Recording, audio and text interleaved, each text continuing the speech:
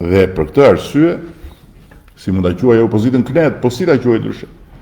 Si ta quaj ndryshe? Dhe është shumë interesant, sepse kur unë bëj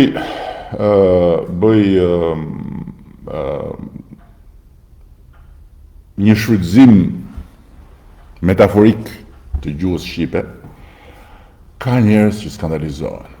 Ndërkohë që kur të tjerët bëjnë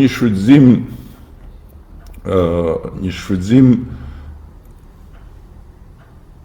barbar të gjuhës shqipe, duke përdorur fjalët më ekstreme, më brutale.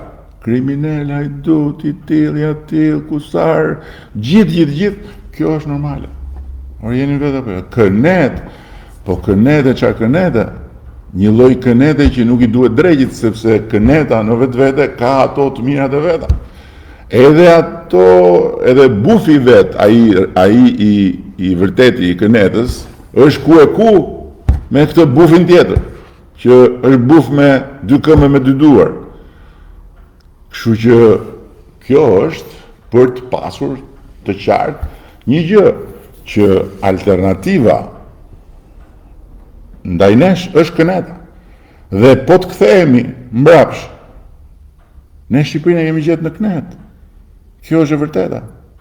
Gjithë ato borxhe, vetëm fakti që 50% e popullit paguante dhe për 50% tjetër që ose e vidhte ose nuk e paguante energjinë elektrike.